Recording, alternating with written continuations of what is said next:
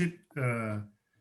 Hoje, que nem a Andressa falou, a gente vai continuar estudando Filipenses. Antes da gente começar, eu queria ter um breve momento de oração para que ele nos guie. Senhor, a gente te agradece por esse tempo essa noite, te agradece, Pai, pela tua salvação e pela tua graça, te agradece porque a gente pode estudar a tua palavra, Senhor, mesmo que pela internet. Senhor, eu te peço que tu nos ilumine, Senhor, e nos ajude, Senhor, a entender a tua verdade. Em nome de Jesus, amém. Bom, a gente vai continuar estudando Filipenses, que nem a Andressa falou. Semana passada a gente estudou um pedaço do capítulo 13 e a gente vai terminar ele hoje. Semana passada o Wendel, eu fui colar com ele, tá? Eu vou confessar. O Wendel falou sobre os cuidados com os falsos mestres, a renúncia à justiça própria e, né, o quão precioso é o evangelho de Cristo em detrimento das coisas desse mundo.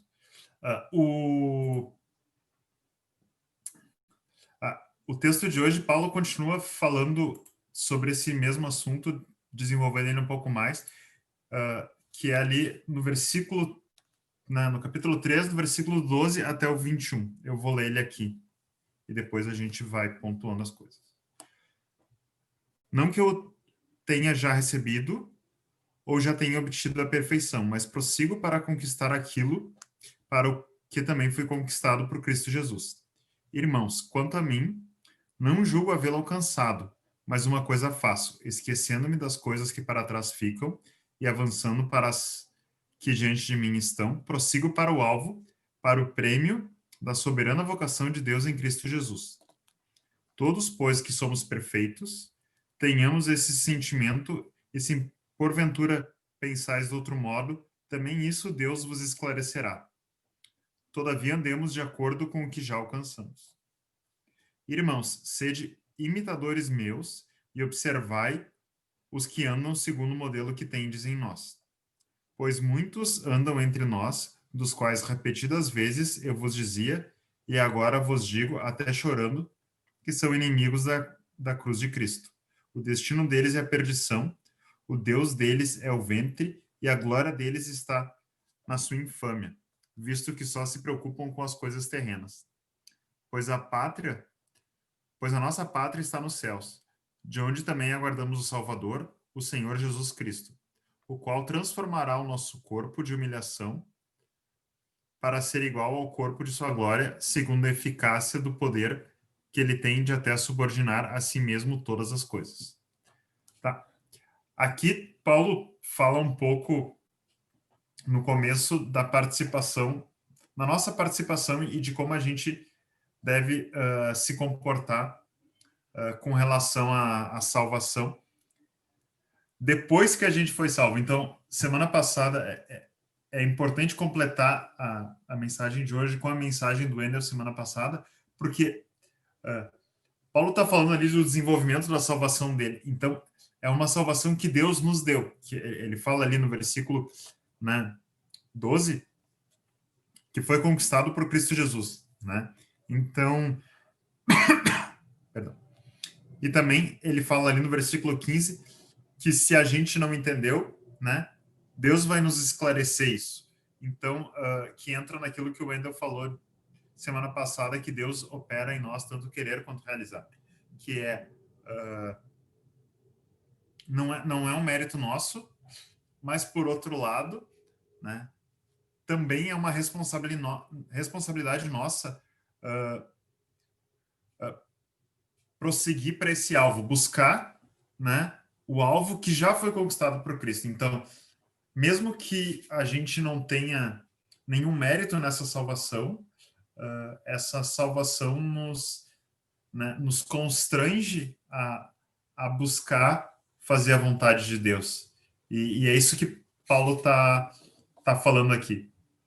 Desse texto aqui, eu consegui identificar três atitudes, né? São três atitudes que nos ajudam a buscar esse alvo, né? Só para deixar claro, esse alvo, né, é Deus primeiro, não é uma competição para ver quem consegue e quem não consegue. Deus tem para cada um de nós um objetivo. E aqui, a analogia que ele faz nesse texto é com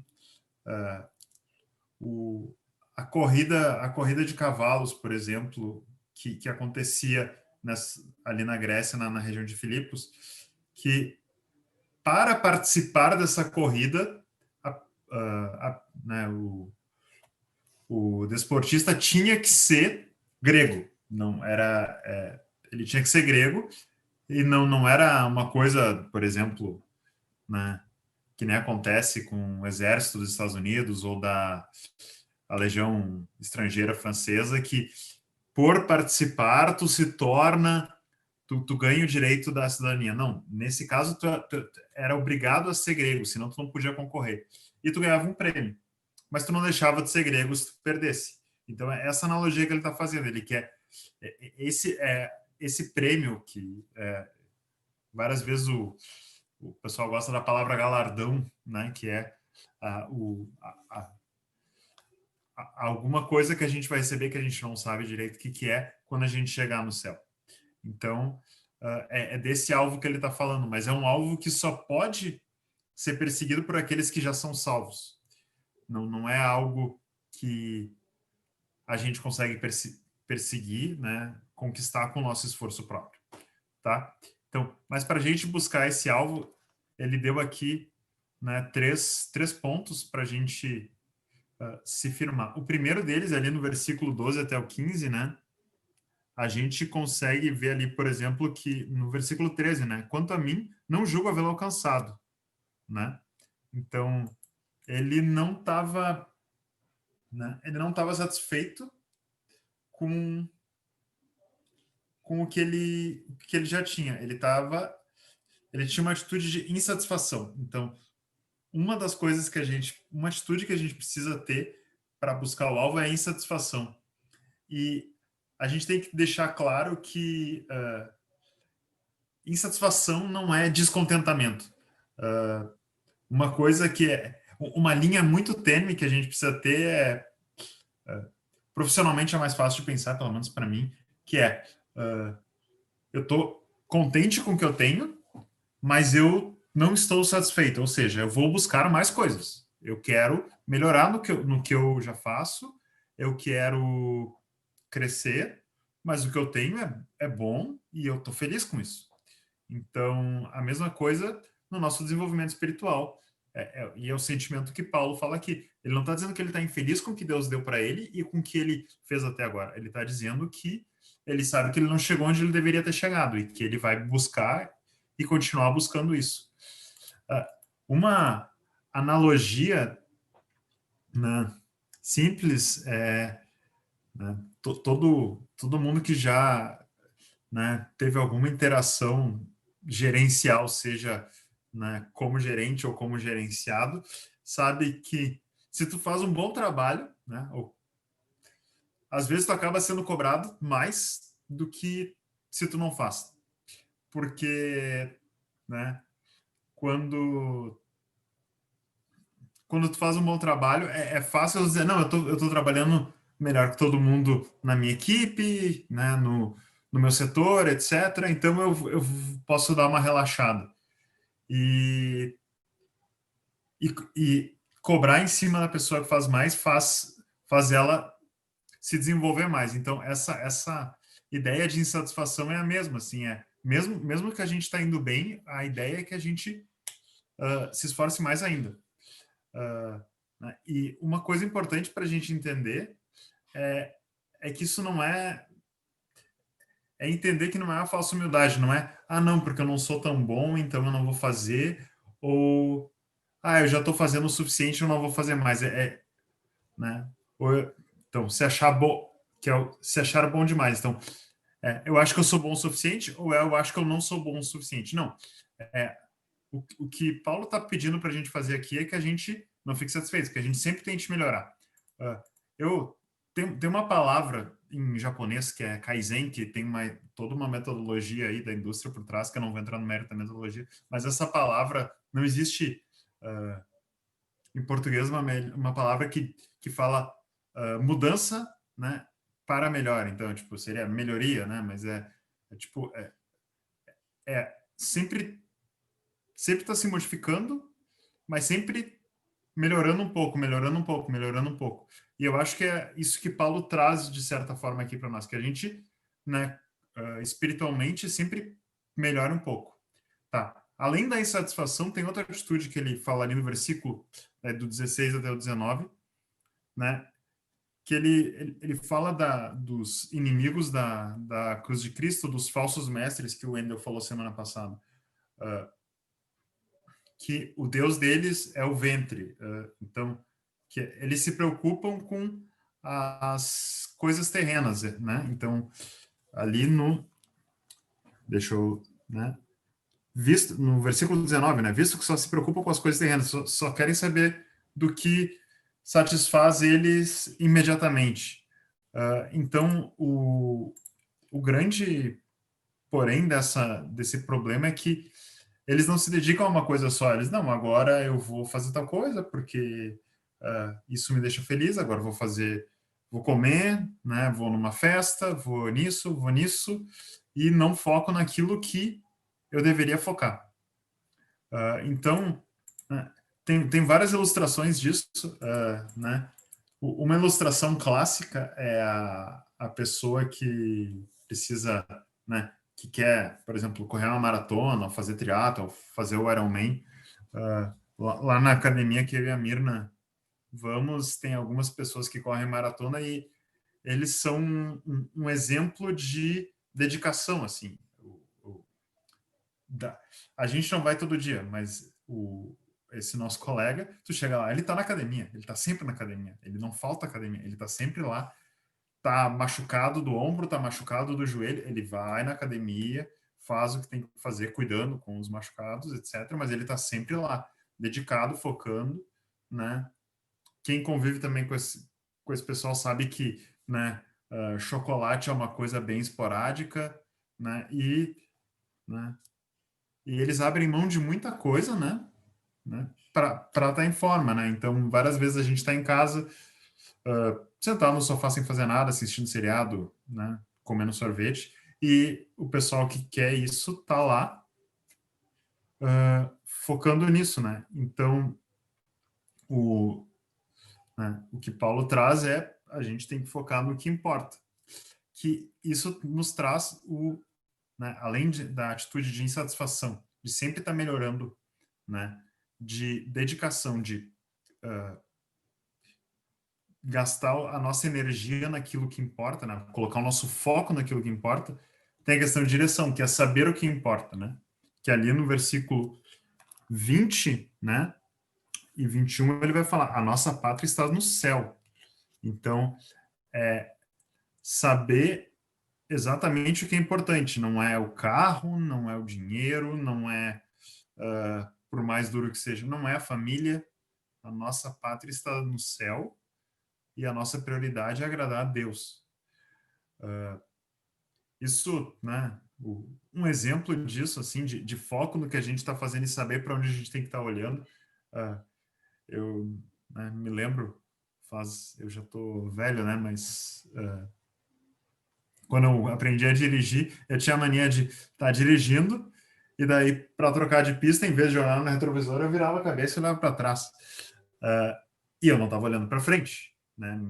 Porque quando tu olha no retrovisor, tu consegue ainda saber se aparece um caminhão na tua frente ou alguma coisa na tua frente.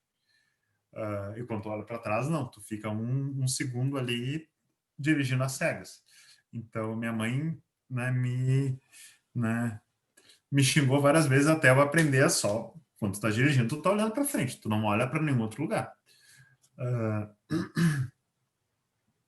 E eu acho que saber olhar isso, né, e saber para onde não olhar. Uma coisa que estava comentando com o pessoal, com a Andressa e com o Wendel antes da gente começar, que eu estou trocando de emprego, e uma coisa que eu aprendi com o meu antigo chefe, né, foi, né, que gerência, né, não é saber o que fazer, é saber o que não fazer. Então, essa direção que Paulo dá é muitas vezes, né, saber dizer não para um monte de coisa, porque a gente tem que focar na nossa pátria celestial. A gente tem que olhar para frente, para a eternidade e não para as coisas daqui. Tá? Então, lembrando, né, acho que, né, recapitulando as 3 atitudes, né, a insatisfação, a nossa vontade, nossa postura de sempre buscar alguma coisa a mais, sempre melhorar o nosso conhecimento, a nossa busca por Deus, né? Nossa dedicação, tá? Colocar o nosso foco nisso e a nossa direção, saber que onde a gente tem que colocar o nosso foco é nas coisas celestiais. É em agradar a Deus e viver de acordo com a vontade dele. E como desafio, né, a gente pode conversar disso melhor nos PGs que a gente vai ter daqui a pouco, eu gostaria de, né, me questionar e questionar vocês também, quão satisfeito a gente está com a nossa espiritualidade, vai dizer, não, eu conheço a Bíblia, eu já li ela toda uma vez, né, eu leio livros de vez em quando e eu vou na igreja. Isso é suficiente para a nossa relação com Deus? A gente está satisfeito com isso? Ou a gente está fazendo alguma coisa para melhorar? Né? E também, quão fora de foco, né, a gente está com relação à eternidade e ao reino de Deus. Assim, quantas vezes a gente se preocupa com coisas que a gente não deveria se preocupar, que são tangenciais, são né, secundárias com relação a agradar a Deus e a viver de acordo com a vontade dele. Então, quantas vezes a gente se preocupa com trabalho, política, futebol, tantas outras coisas que não deviam consumir o nosso foco, mas sim o que devia consumir o nosso foco é conhecer o Deus que nos salvou, né? Então, né? Acho que o que eu quero falar é quão fora de foco a gente está, quanto a gente precisa descartar, né, e aprender a dizer não das coisas que a gente tem na nossa vida para focar nessa pátria celestial, tá? Então, com essas 2 perguntas, né, eu encerro. Gostaria que vocês pensassem nelas tanto, né, para agora nos PGs, discutissem ela, quanto ao longo da semana refletir, releiam os textos, né? Vamos terminar essa série sendo especialista em Filipenses, então acho que todo mundo pode, né, deveria, eu inclusive, parar e reler os textos anteriores que a gente já estudou para internalizar essa mensagem que Deus nos deixou escrito através de Paulo.